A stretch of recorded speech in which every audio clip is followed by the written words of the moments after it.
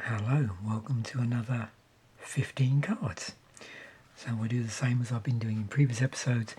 We'll go through fully zoomed out so you can see the whole card, and then we'll focus in on the artwork. And we've got a few repeat cards here, sort of printings of the same card but with different artwork. So you'll see what those are when we get to them.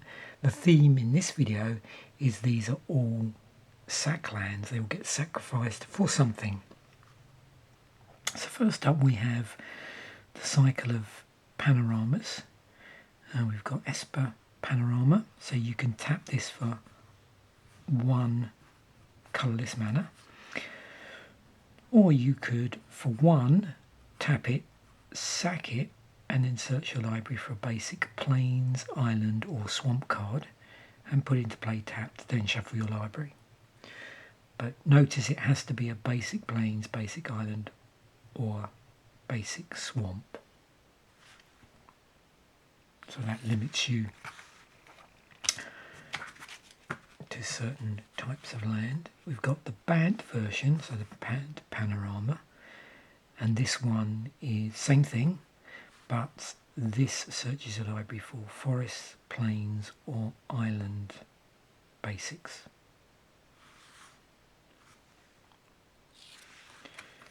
Then Naya, which is mountains, forest or plains, are the basics. And then we have Jund, which is swamp, mountains or forests. And Grixis, which is basic islands, swamps or mountains.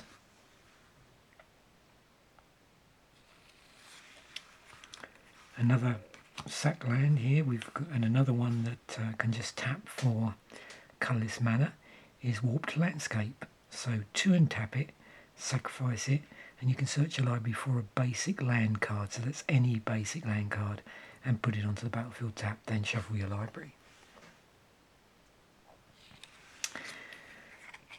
Then we get on to Terramorphic Expanse.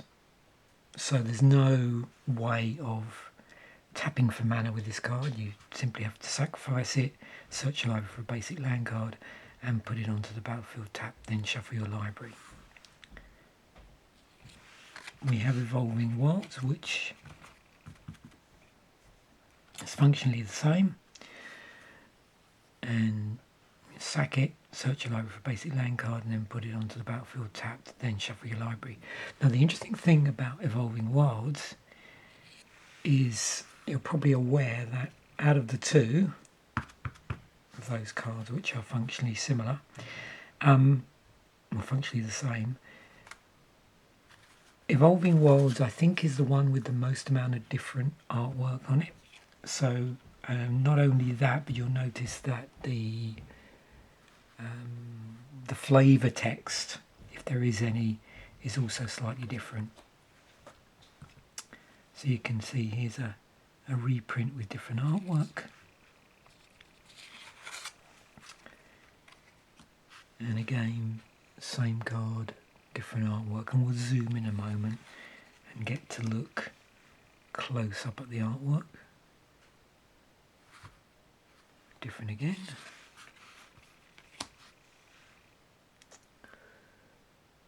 I don't think I've got every piece of artwork here, but I've got quite a number of them.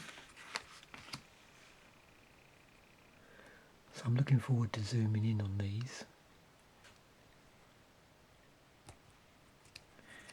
And then we've got a couple of other sack lands, although you'll see in the case of Buried Ruin here, again another one, like the earlier stuff we looked at, taps for colourless mana, but for this, to tap it, sack it, and you get to return a target artifact from your graveyard to your hand, so it doesn't search for any lands, but you're sacking for something.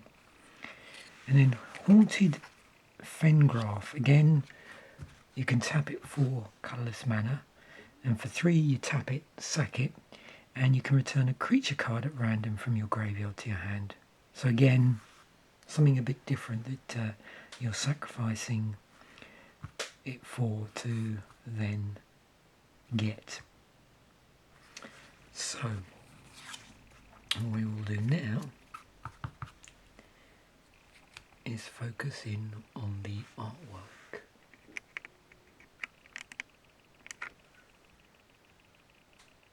That was pretty good.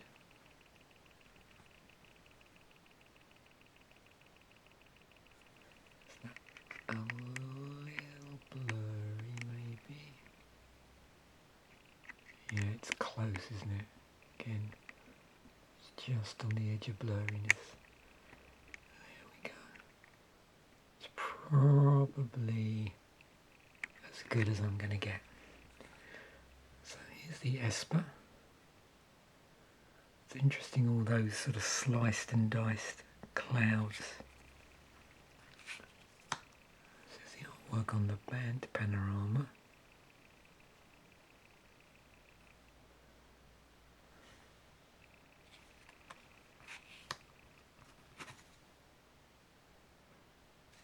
So the first two definitely have a cloud theme. The Naya, quite different, I think. Although I suppose, yeah, there's cloud formations there in the background. Not quite so prominent.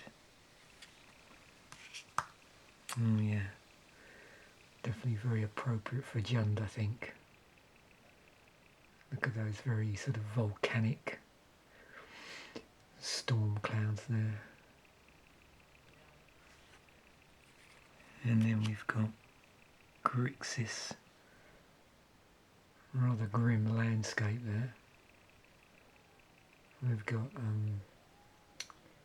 looks like with some very strange lightning there for the Grixis one with the clouds.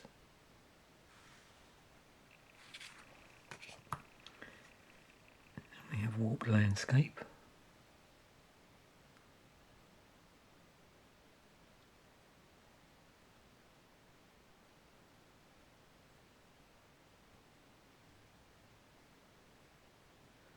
Just hold that there for a moment. Some interesting details there. I don't know if you can see the birds, I think that is, in the sky.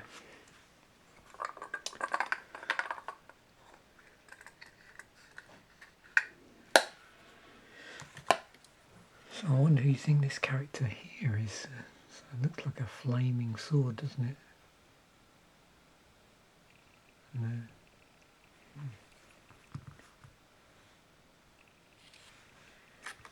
Okay. There's the classic terramorphic expanse artwork. Nice to see that up close.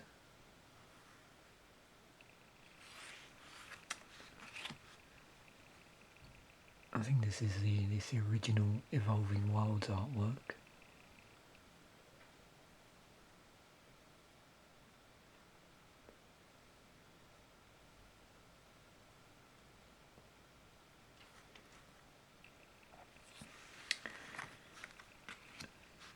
And then we move through.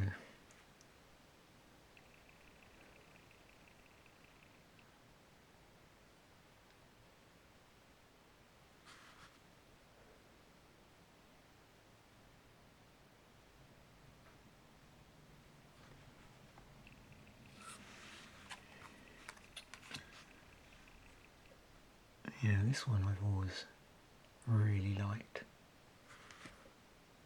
of the alternate artworks. There's a lot going on that one.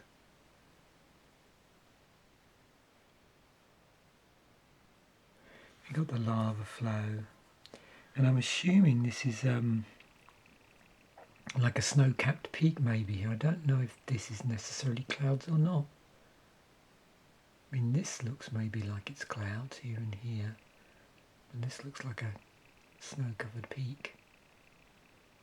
And then this, I'm assuming, is a waterfall, or water actually. Yeah, maybe it's just water as the lava's flowing down into the river there.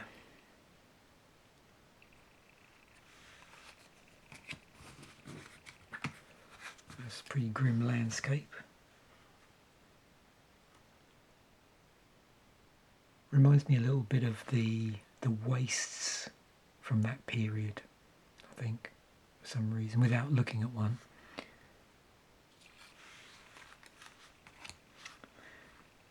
Yep, and a very dusty one here.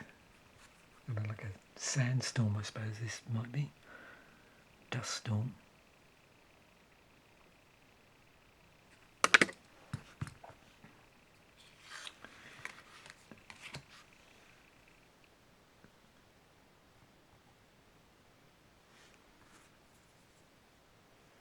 And these, almost remind me of oversized lily pads, I suppose.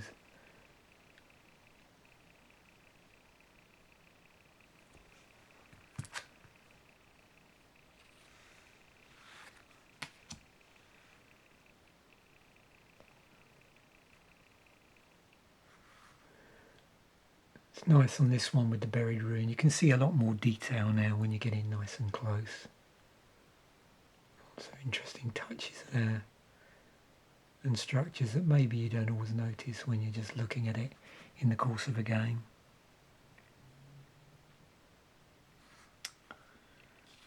And then finally this one, the Haunted Fengraf. Again, you can sort of pick out, if I stop playing around with it there, you can pick out a lot more detail.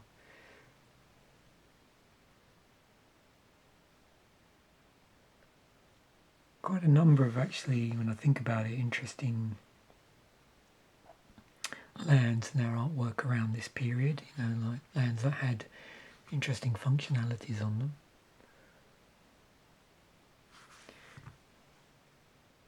And there we have it. Hopefully you enjoyed that. I certainly enjoyed that, interesting look through the different artwork there, and particularly the different artwork for Evolving Worlds. Thanks for watching. Bye for now, and I'll catch you in a future video.